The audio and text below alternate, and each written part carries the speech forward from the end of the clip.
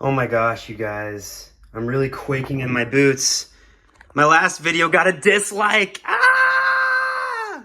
All right, let's look at this shelf down here. Susan Sontag in America. This is a good novel that I've read the start of. I really liked it. It's really nicely published. It's got a nice lightness to it. Picador USA. It's got a goldness to it. The picture of Susan Sontag is great. She writes amazing historical fiction.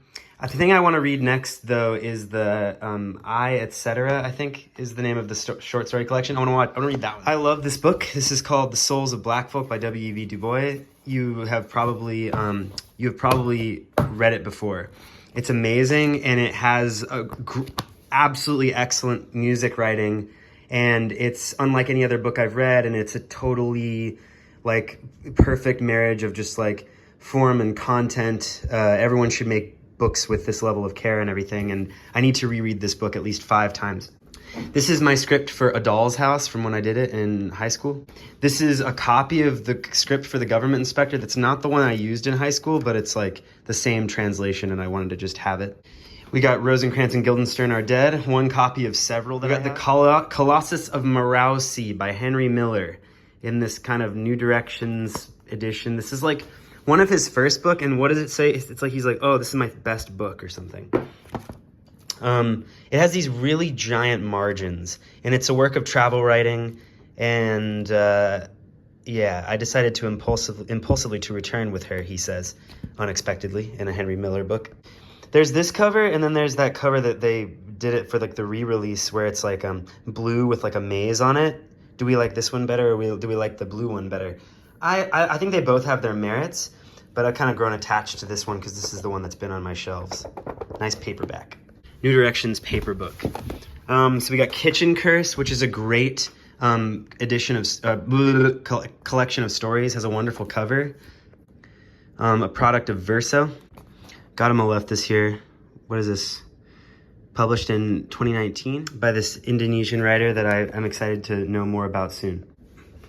Girls at War. Another great small short story collection. You're going to see a lot of these on this shelf. I like these editions of these books.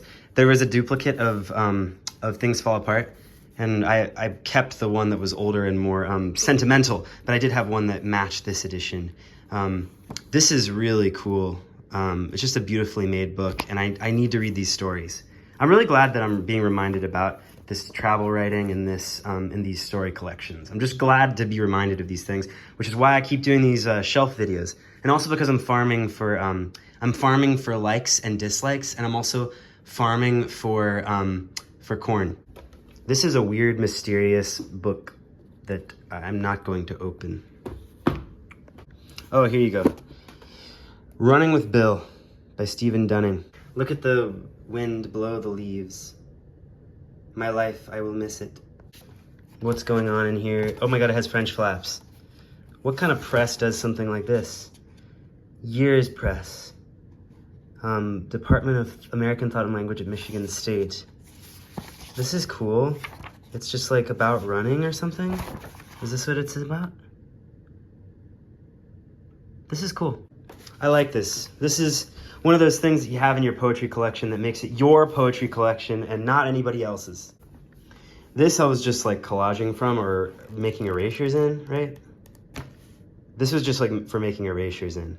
I don't even know what a wobbly is. This is one of my favorite nerd poets books. You can see that in my video. Sasha Steenson is really good. I liked this book of poems. It's called The Method. And I like it as an example of prose poetry. Yeah, this is good stuff. I like reading this book. A poetry book should always be fun to read. Speaking of poetry books that are fun to read, I took this on tour last year, and I loved it, and I was smiling and chuckling. It's got longer poems in the start, you know, these stories about horses who pee and stuff, or dogs who pee while you're carrying them on horses. And then it has all of these little overheard things, which are very, I think, probably informative of the kind of notes I keep in my little pocket diary.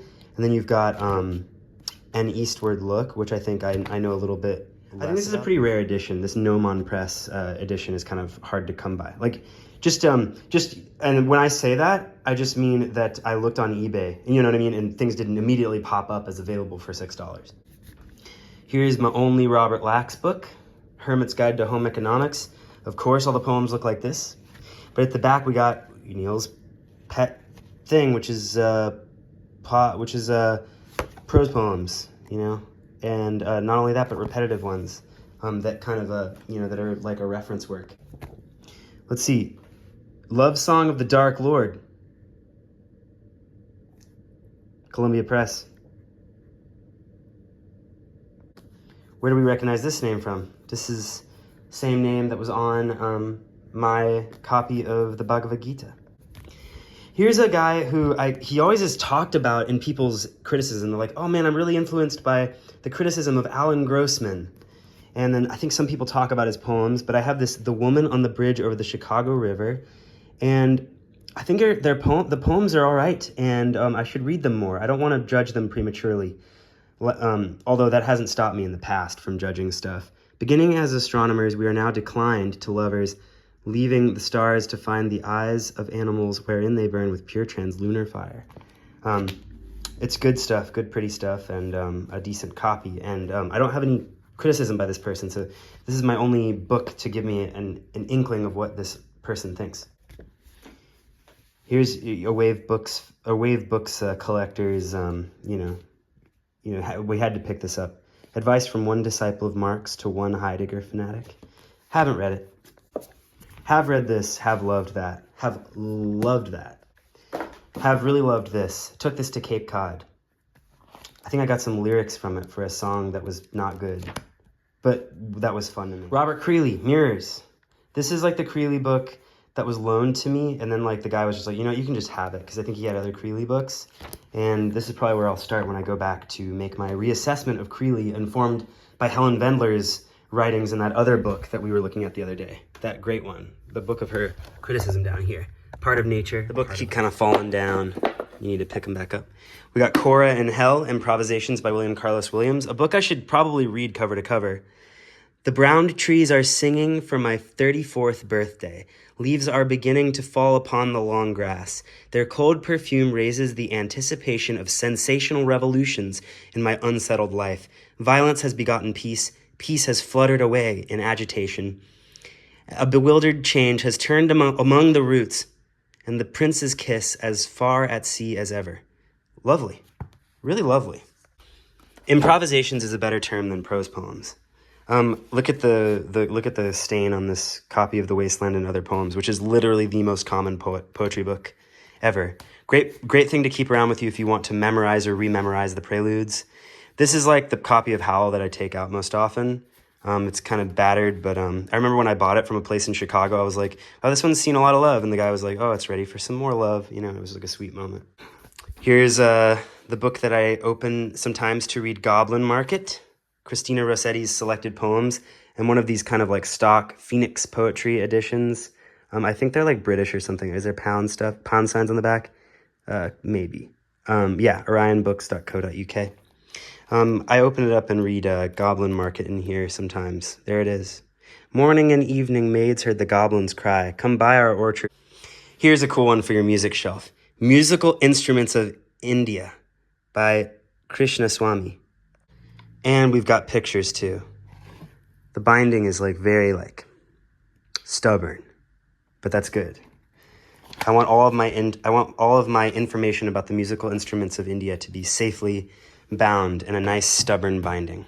It's like a little stone, this book, like a little sheet of shale. Krapp's Last Tape, I liked seeing it live, so I had to get a copy, and this is very easy to find. Krapp's Last Tape is probably my second favorite like Beckett thing to read after maybe some of his short stories and Waiting for Godot. Actually, my favorite Beckett right now is probably Malloy. This is a book that I don't know why I haven't given it away, but it's just a very nice copy of the Foresight Saga published by Scribner's with all this gold stuff on the spine.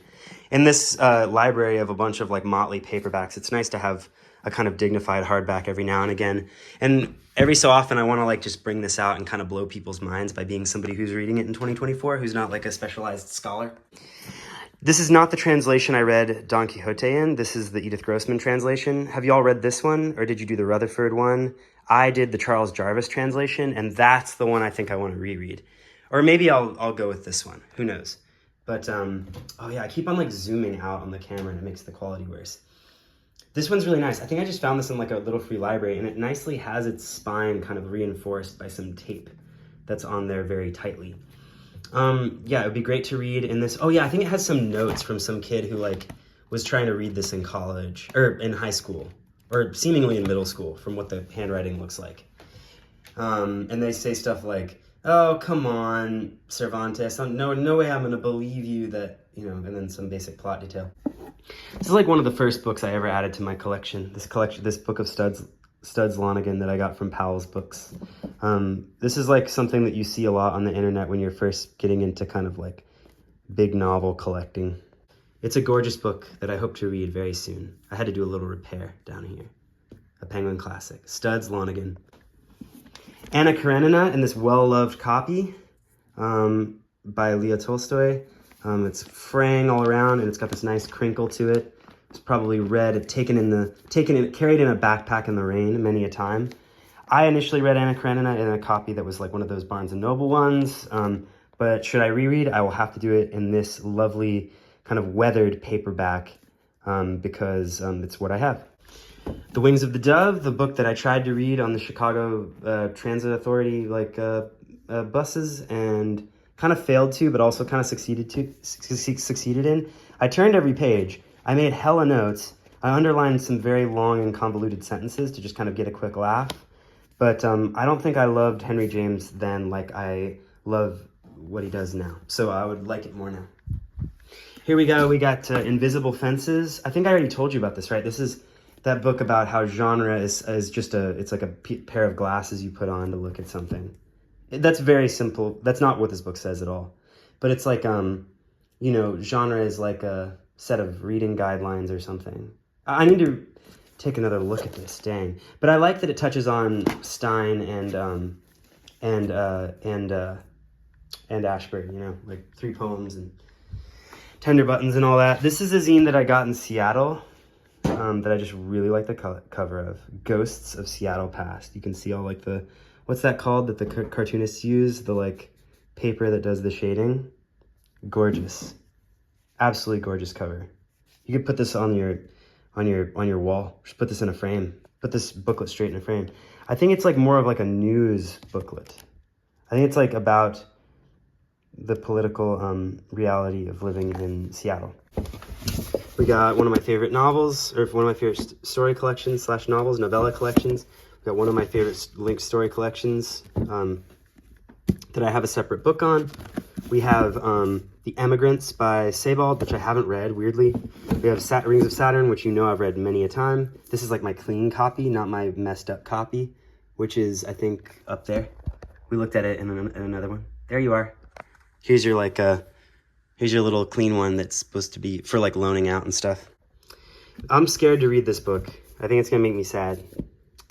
I read some of this book, but I wasn't enough of a Sebald head to like really get it. So I'm really looking forward to rereading that. This is this copy of Billy Budd Bartleby and Other Stories that got wet when I fell on my bike and the bottle broke that was in the cup holder in my backpack, and it's split and water got everywhere in the backpack, and I got water all over my books and stuff. What's Empty Weighs the Most? Sonnets by Philip Dacey. Didn't I already talk about this? It's a great little sonnet collection. This is something I should really reread. Sebald, A Place in the Country. Now this thing I've read and loved. It's got pieces on Walser and who else? It's got pieces on, I think, on Goethe or something. It's got pieces on like a really famous person. Rousseau. And Keller. Some people I don't really know. Jan Peter Tripp is that artist who does the eyes. Yeah, that's a very Sebald thing. The Jan Peter Tripp lore is strong with this. Anyway, this shelf has a lot of great contenders, a lot of great poetry, a lot of nice big novels. Kind of whatever you want is on this shelf. So pretty good one. Everybody have a good day. Happy reading. See you next time.